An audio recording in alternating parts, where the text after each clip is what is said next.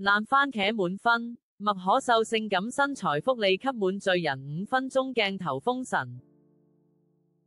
記者黃敏綜合報道，黑豹明道萊恩庫格勒推出全新動作驚悚片《罪人》，找來第5度合作的性感男神麥可 B 喬丹主演，挑戰一人飾兩角。該片日前媒體評價解禁，竟在爛番茄影評網上獲得破天荒的100%完美分數，目前累積近50篇影評皆給出滿分。性感男神麥可 B 喬丹在新片《罪人》分析一對兄弟在片中渾身浴血大戰吸血鬼，大秀精壯身材以外，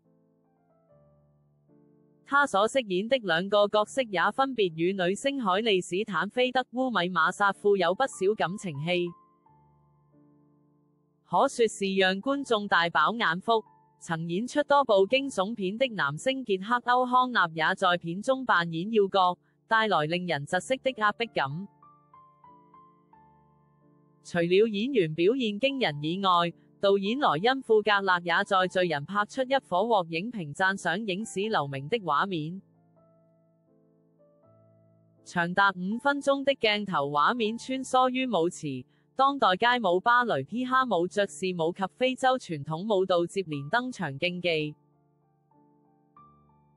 同時配樂更在樂壇新星邁爾斯卡頓獻聲下，將藍調搖滾、電子樂、傳統民謠、打擊樂等多種樂風共冶一爐，彷彿帶領觀眾穿越時空，將人類數千年歷史完美濃縮。電影將於4月17日週四在台上映。